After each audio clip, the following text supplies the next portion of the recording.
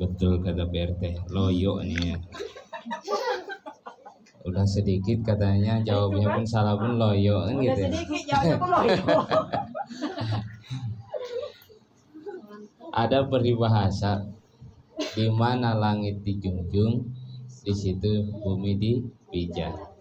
Biasanya kalau di Melayu ini membuka acara itu selalu, nggak selalu juga sih, cuma kebanyakan kalau pembuka acara itu biasanya memakai pantun. Boleh lah. Saya pun mau ikut-ikutan aja coba kan gitu ya, untuk mengikuti kebiasaan kebudayaan Melayu. Karena ini Bu, kalau tidak salah, salah satu warisan dunia yang diakui UNESCO adalah pantun Melayu. Nah, ini kan suatu kebanggaan. Apa pantunnya? Gini dia. Jalan-jalan ke kota Rengat, oleh-olehnya sebilah kapak. Yang salam sudah semangat, yang jawabnya belum kompak. Kena deh. Oke. Sembari mendoakan mudah-mudahan yang jawab salam dipanjangkan usianya dan berkah oleh Allah Subhanahu wa taala. Amin. Mudah-mudahan yang jawab salam keluarganya dijadikan keluarga yang sakinah mawaddah warahmah. Mudah-mudahan yang jawab salam nanti anak-anaknya dijadikan anak yang soleh dan solehah. Mudah-mudahan yang jawab salam pulang-pulang utangnya lunas. Curiga ini aminnya paling kenceng. Bismillahirrahmanirrahim. Assalamualaikum warahmatullahi wabarakatuh.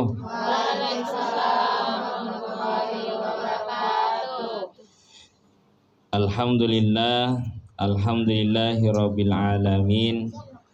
Wa bihi nasta'inu ala umuri dunya waddin. Wa sallallahu ala sayyidina Muhammadin wa ala alihi wa sahbihi ajma'in, amma ba'du. Wallahu ta'ala fil Qur'anil Karim wa huwa asdaqul qailin. A'udzu billahi samil alim minasyaitonir rajim. Bismillahirrahmanirrahim. Ya ayyuhalladzina amanu kutiba alaikumusiyam kama kutiba alal ladzina min qablikum la'allakum tattaqun. Qala Rasulullah sallallahu alaihi wasallam, man fariha bidukhuli Ramadan karamallahu jasadahu 'alan nira. Alayah wallahu a'lam ma'nana bil muradin. Masuk. Ini Bu RT udah marah-marah tadi.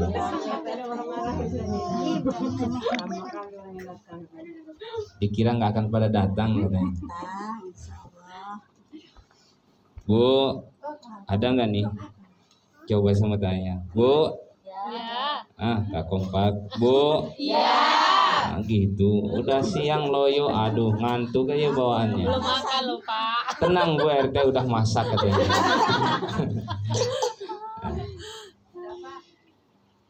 Daun tidak akan berguguran kalau tidak ada yang menggugurkan. Angin tidak akan bertiup kalau tidak ada yang meniupkan. Itu sudah jelas, Bu. Tidak terkecuali sama halnya dengan kita. Kita tidak akan mampu mengayunkan tangan, melangkahkan kaki menuju ke rumah Bu RT ini kalau tanpa izin Allah Subhanahu wa taala. Kenapa? La tataharraku illa biidnillah. Tidak ada yang mampu bergerak sebesar jarah pun illa biidnillah, kecuali dengan izin Allah Subhanahu wa taala. Maka dari itu sudah selayak-layaknya dan sepatut-patutnya mari kita untuk selalu bersyukur kepada Allah Subhanahu wa taala atas segala anugerah yang diberikan Allah kepada kita, anugerah kenikmatan iman, kenikmatan Islam, kesehatan, kesempatan, kekayaan, sehingga kita masih dapat mengayunkan tangan, melangkahkan kaki menuju ke tempat ahlul bait, yaitu dalam rangka perwiridan RT. Maka dari itu saya selalu mengingatkan kepada kita semua. Bisa dibesarkan lagi nih BRT? Bisa. Bukan soundnya, suaranya. Coba. Cek, tambah lagi. Cek. Ya, ini baru enak. Tadi suara saya kalah sama dengan yang ngobrol. Jadi dalam setiap saya mengingatkan untuk selalu bersyukur, maka saya mengajak dua hal. Yang pertama, mari anugerah yang diberikan Allah kepada kita, kita jadikan untuk beramal, beribadah, berbakti kepada Allah Subhanahu wa Ta'ala. Kenapa? Karena pada hakikatnya kita diciptakan oleh Allah Subhanahu wa Ta'ala adalah untuk beribadah. Firman Allah Subhanahu wa Ta'ala, "Wa ma khalaqtul jinna wal insan illa liya'budun." Tidak semata-mata aku ciptakan jin dan manusia melainkan untuk beribadah kepadaku. Jadi apapun aktivitasnya, mari kita niatkan. Kita punya kendaraan, bawa ke rumah Bu RT. Jadikan untuk beramal, beribadah sebagai alat untuk beribadah. Kita punya baju bagus, pakai untuk beribadah kepada Allah Subhanahu wa Ta'ala. Apalagi kalau ibu-ibu di depan suami bersolek cantik sekali, kan lebih bagus. Ya terkadang kebalik, keluar cantik-cantik, di rumah daster bolong, kayak sender bolong, kan itu yang gawat ya. Cincin emas segala macam dipakai ketika keluar di depan suami, dimuseumkan. Itu yang tidak bisa. Itu bukan untuk beribadah, tetapi untuk menyombongkan diri. Sekarang lagi pengajian, pakai baju bagus, tidak masalah. Dalam rangka mendekatkan diri kepada Allah Subhanahu wa Ta'ala, menuntut ilmu. Maka yang pertama saya selalu mengajak, mari anugerah yang diberikan Allah kepada kita jadikan untuk beribadah. Yang kedua, mari anugerah yang diberikan Allah kepada kita, anugerah kenikmatan iman, kenikmatan Islam, kesehatan, kesempatan, kekayaan, kita syukuri kepada Allah Subhanahu wa Ta'ala. Ustaz, cerewet-cerewet amat sih. Emang apa sih manfaatnya bersyukur? Apakah untuk keuntungan Allah Subhanahu wa Ta'ala? Tidak.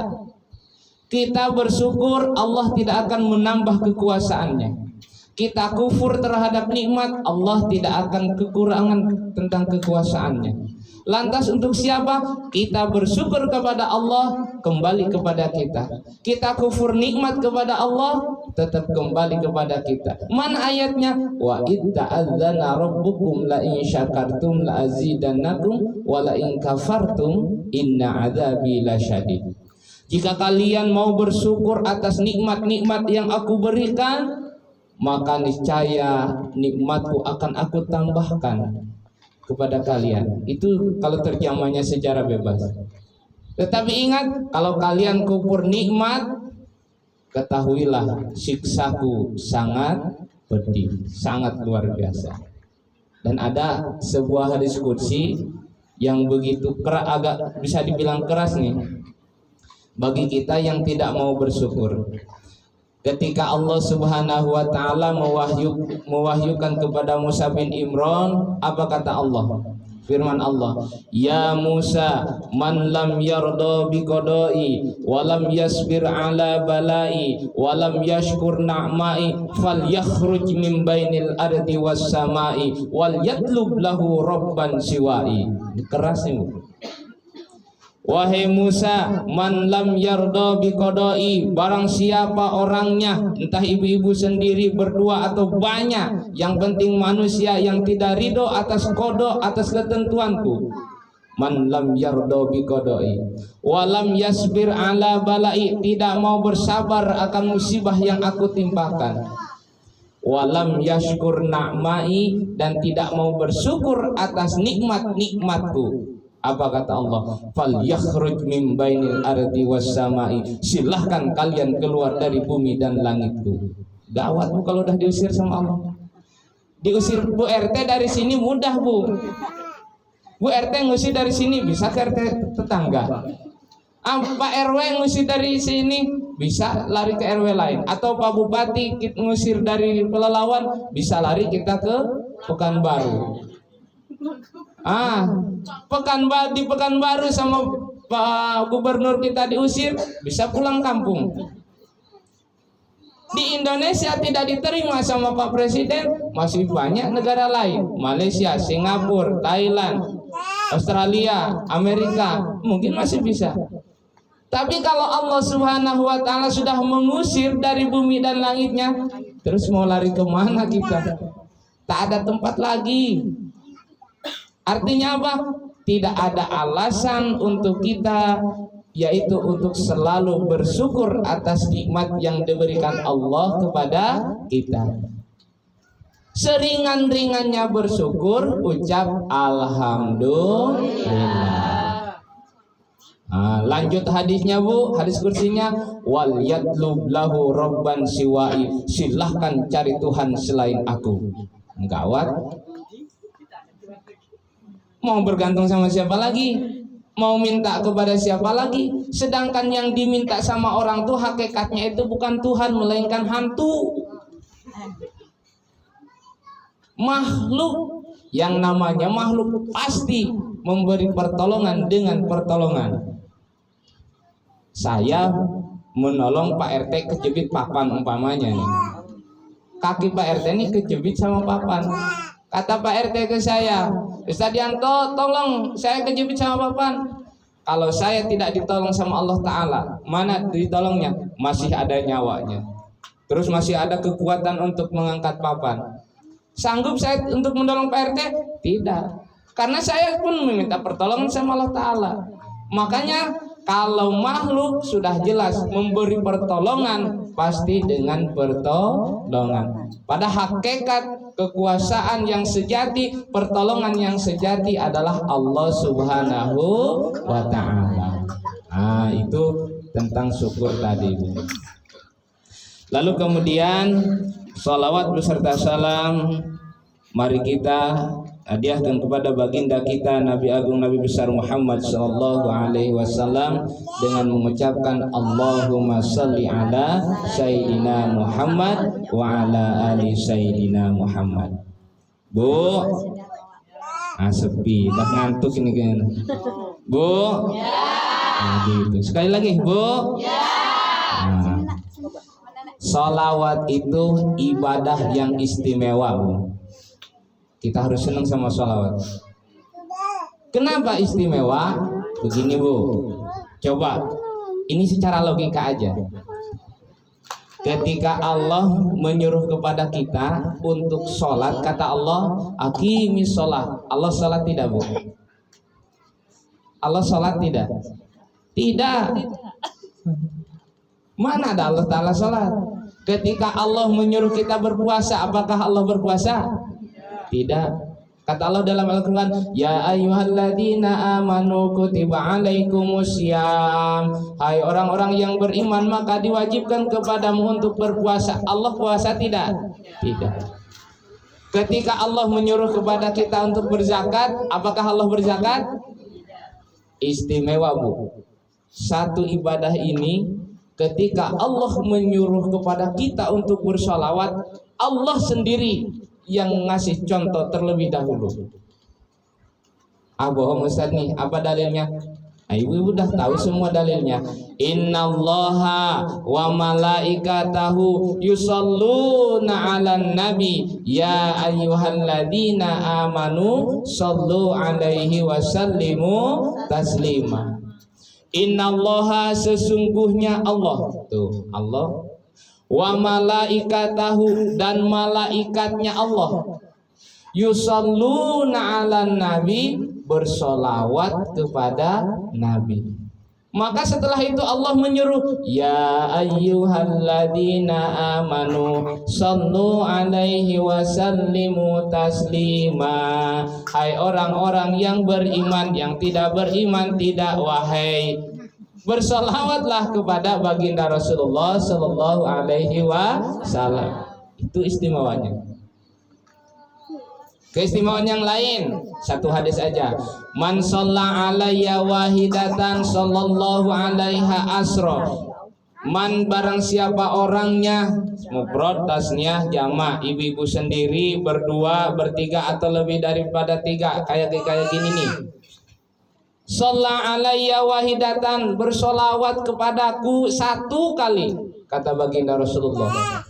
Sallallahu alaiha asra, maka Allah bersolawat kepada yang bersolawat tersebut 10 kali.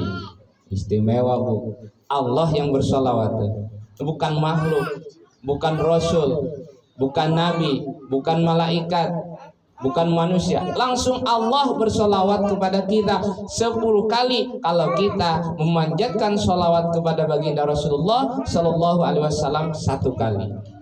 Maka di sini saya mengajak, yuk kita sebelum saya lanjut ke materi, maka kita bersolat dulu. Setuju nggak bu? Setuju. Nah, kalau yang dia mau tinggal setuju nih, ya kita mulai ya. Bismillahirrahmanirrahim. Innallaha wa malaikatahu yusholluna 'alan nabi ya ayyuhalladzina amanu shallu 'alaihi wasallam. Ya Nabi salam 'alaika, ya Rasul salam 'alaika,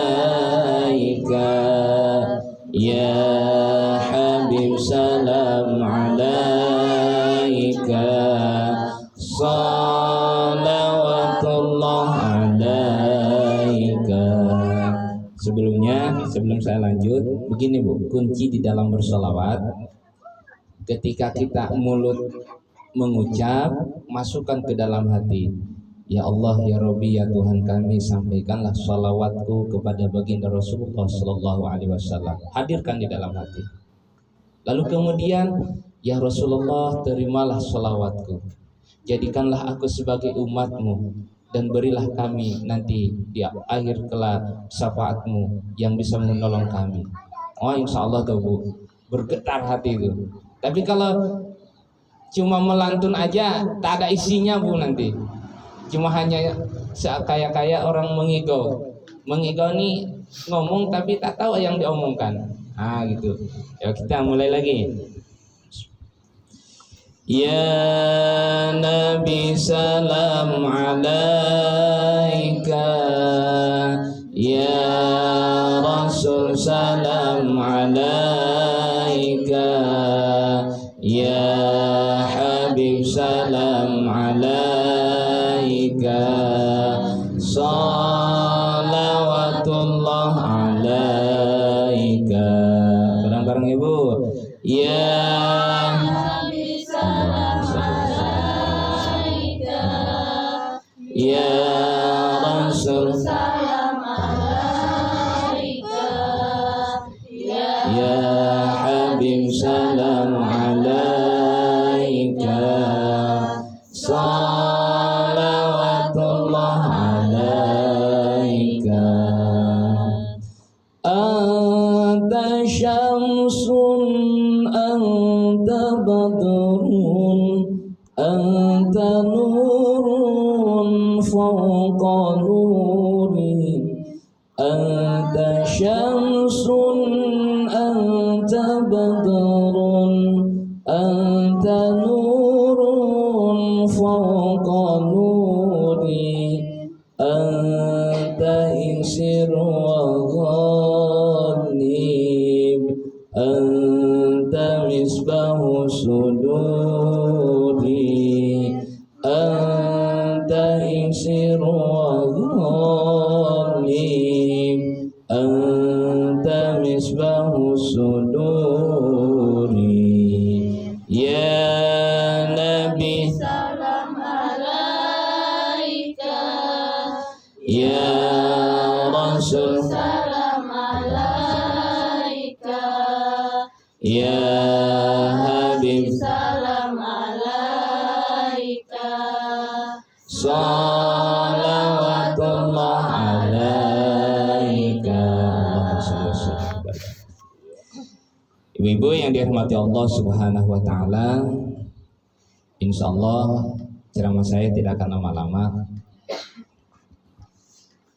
Sebentar lagi kita akan memasuki apa Bu? Bulan suci Ramadan. Sebelum bulan suci Ramadan bulan apa Bu? Sa'ban. Ini dalam menyikapi bulan Sa'ban Ibu, baginda Rasulullah Shallallahu Alaihi Wasallam bermunajat sebuah doa yang begitu luar biasa maknanya Bu.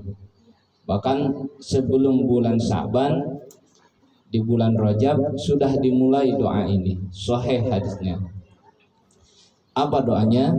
Allahumma barik lana fi Rajaba wa Sa'bana wa ballighna Ramadan. Tapi jangan ketukar dengan orang doa makan Bu. Ini kan Allahumma barik lana. Allahumma barik lana fi ma rajaqtana wa qina adzabannar. Nah, ketukar pula kan. Tapi doanya tidak itu. Allahumma barik lana fi Rajaba wa Sa'bana wa ballighna Ramadan. Apa artinya? Ya Allah ya Rabbi, berkahilah kami di bulan Rajab dan Sa'ban, dan sampaikanlah usia kami kepada bulan suci Ramadan. Istimewa.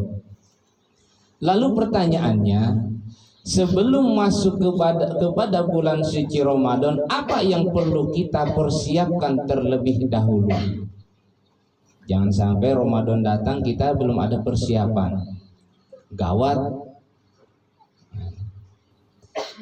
Maka persiapan yang harus kita persiapkan terlebih dahulu sebelum masuk bulan suci Ramadan, yang pertama saya mengingatkan kepada ibu-ibu. Apa? Yang punya utang puasa setahun yang lalu, sebelum masuk Ramadan yang akan datang, lunasi terlebih dahulu. Ayo, baru teringat, iya ya. Nah, ini ada kesempatan, untung aja Bu RT ngundangnya sebelum masuk ini Ramadan. Kalau 1 hari lagi bulan Ramadan gawat. Kenapa harus dilunasi dulu? Beginilah ilustrasinya Bu. Kalau ibu-ibu pinjam uang sama teman 200.000, utang nih, ngutang 200.000, coba Bu, ketika makan inget nggak?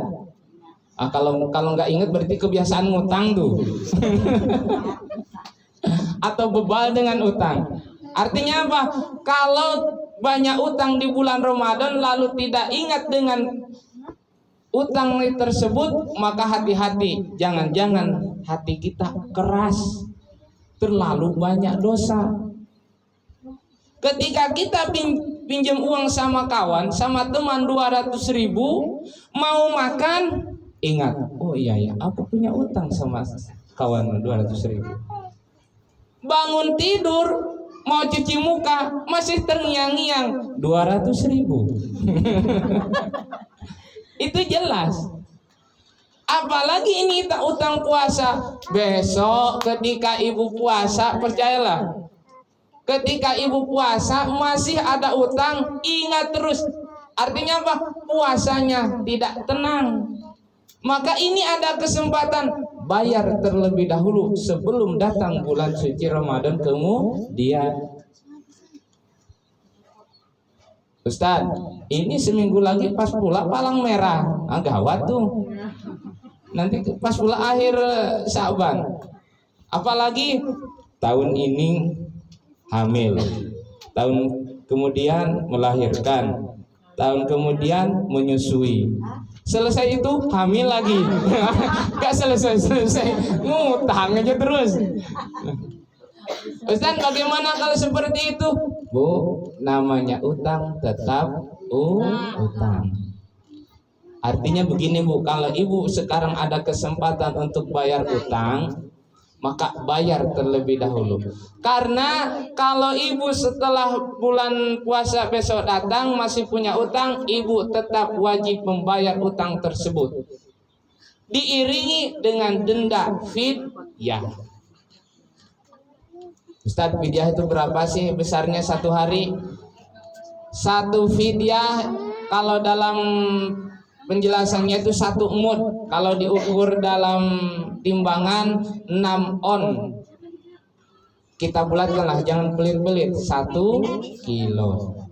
Ada yang mengatakan bayar fidyah itu 1 kali makan orang miskin. Kalau 1 kali makan orang miskin berapa Bu? Anggaplah ampera 15.000. Sebenarnya seimbang juga dengan 1 kilo beras. Nah, jadi kalau ibu-ibu punya utang sekarang, bayar sekarang. Jangan sampai nunggu bulan Ramadan yang akan datang. Karena utang tetap utang. Nah, itu yang pertama.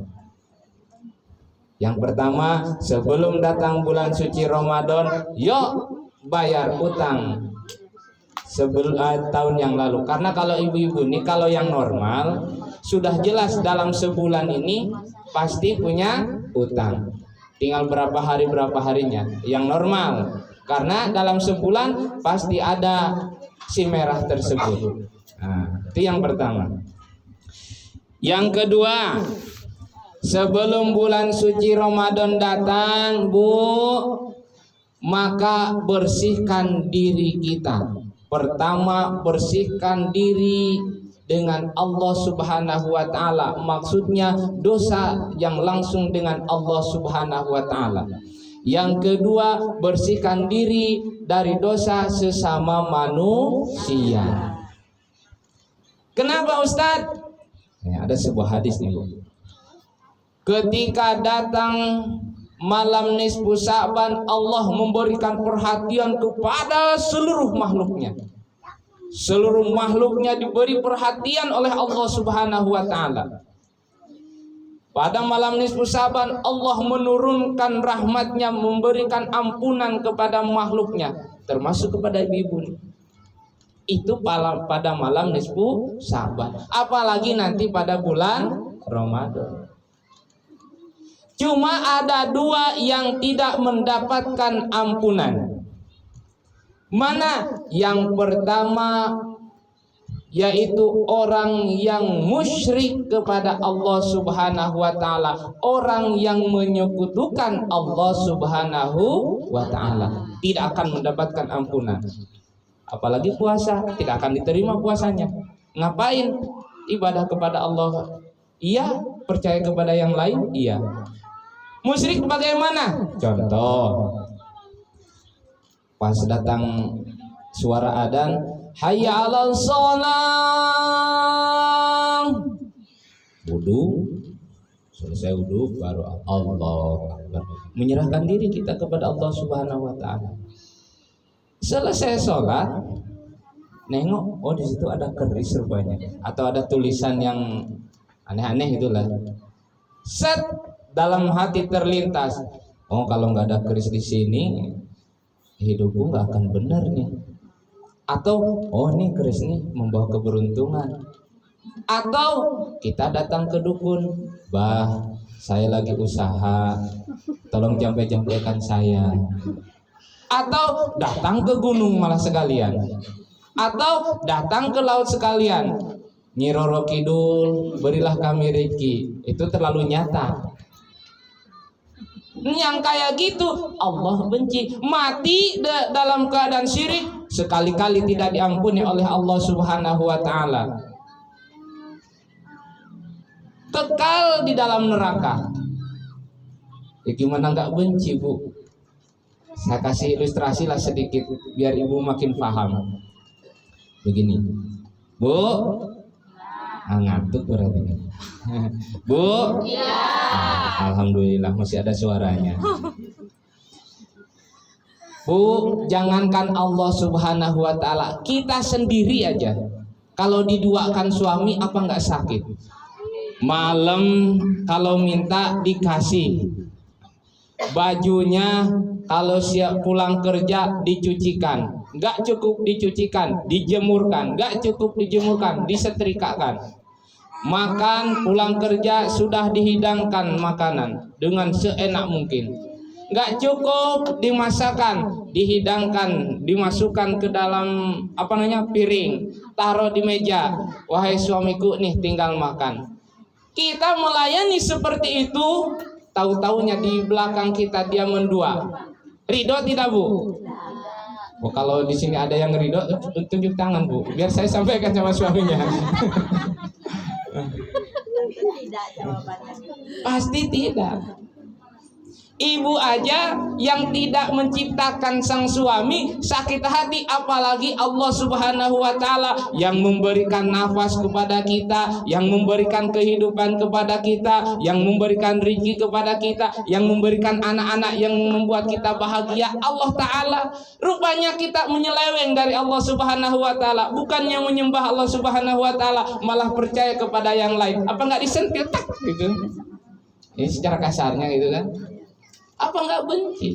Maka wajar kata Allah Subhanahu wa Ta'ala, la tusyrik billah, jangan menyekutukan Allah. Inna syirka ladulmun adim, sesungguhnya syirik itu adalah dosa yang paling besar, mbahnya dosa. Iya Bu, karena kita mati dalam keadaan menyekutukan Allah Ta'ala, tak diampuni, kekal di dalam neraka selama-lamanya. Itu yang pertama. Yang kedua, yang tidak mendapatkan ampunan itu orang yang masih saling musuh bermusuhan. Ini bahkan dalam hadis lain Bu disampaikan, kata baginda Rasulullah Shallallahu Alaihi Wasallam, 4 yang tidak akan diterima puasanya. Gak usah banyak-banyak, nanti terlalu lebar pula saya membahasnya. Satu aja, satu yang tidak diterima puasanya, yaitu orang yang masih bermusuhan dengan sesama. Maka nanti saya sarankan sebelum bubar salam-salaman, bermusabahah. Tapi jangan saling menyerahkan dosa. Saya serahkan dosa padamu ya. Begitu. Saling maaf memaafkan. Sebelum datang bulan suci Ramadan, mohon maaf kepada orang tua kita, kepada suami kita, kepada saudara kita, kepada tetangga kita, kepada kawan kita satu perwiritan. Masya Allah, insya Allah kita dalam keadaan bersih memasuki bulan suci Ramadan. Dua terakhir. Di setengah jam juga rupanya BRT. Sudah 32 menit saya berbicara, tak terasa. Ini memang ada sedikit lagi. Yang terakhir sebelum masuk bulan suci Ramadan Bu, kita perbanyak ilmu pengetahuan tentang ibadah puasa. Kenapa Ustadz harus diketahui ilmunya? Karena setiap perintah yang Allah turunkan pasti diturunkan dengan ilmunya. Ilustrasi sederhana, ibu nanam sawit. Rupanya nanam sawitnya kita tidak tahu ilmunya, ditaruhnya di lumpur. Kira-kira tumbuh sawitnya nggak Bu? Andai kata tumbuh pun mungkin buahnya tidak akan banyak. Artinya apa? Kalau kita ingin sawit itu tumbuh, ingin sawit itu subur, ingin sawit itu banyak buahnya, banyak hasilnya, menghasilkan uang nanti pada akhirnya, tentu harus dengan ilmunya. Begitu juga dengan bulan puasa nanti ada ilmunya.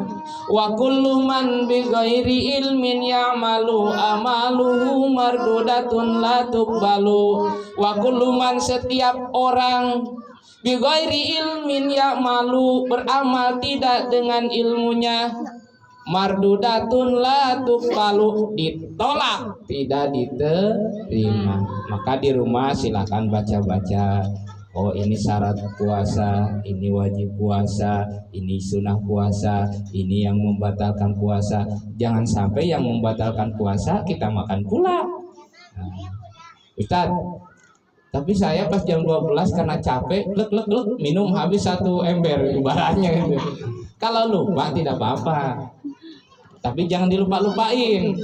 Karena lupa lanjut Itu tidak sah, itu membatalkan. Mungkin itu ibu-ibu yang bisa saya sampaikan. Yang pertama, menghadapi bulan suci Ramadan, yang punya utang selesaikan utang puasa. Yang kedua, mari kita bersihkan dosa kita, dosa syirik yang paling besar kepada Allah Subhanahu wa taala dan dosa terhadap sesama manusia. Yang ketiga, yang terakhir tadi, maka mari tuntut ilmunya. Mari pelajari ilmunya tentang tata cara ibadah di bulan suci Ramadan. Ibu-ibu yang dirahmati Allah Subhanahu wa taala, mungkin itu yang bisa saya sampaikan. Mudah-mudahan ada guna dan manfaatnya. Amin ya Allah ya rabbal alamin. Selanjutnya mari kita berdoa. Langsung saja berdoa karena suara pun udah hampir habis. Dalam seminggu ini memang rezeki dari Allah Subhanahu wa taala. Maka ditelepon oleh BRT itu, Kadianto bisa nggak hari Sabtu? Tunggu dulu. Jadi kayak orang sombong jadinya tuh, Bu. Biasanya kalau Pak RT nelpon siap kan gitu. Karena tak banyak janji. Kali sekali kemarin tunggu dulu. 15 menit baru balik lagi nelpon. Tengok dulu jadwal. Dalam seminggu ini alhamdulillah amanah dari Allah Subhanahu wa taala, bahkan mungkin sampai hari Senin ini alhamdulillah padat. Itu rezeki dari Allah Subhanahu wa taala. Maka suara pun makanya tadi minta dikeraskan, itulah BRT. Jangan sampai suara habis untuk orang lain. Itu. A'udzubillahi minasyaitonirrajim. Bismillahirrahmanirrahim. Ila hadratin Nabi Mustafa Muhammadin Rasulillah sallallahu alaihi wasallam.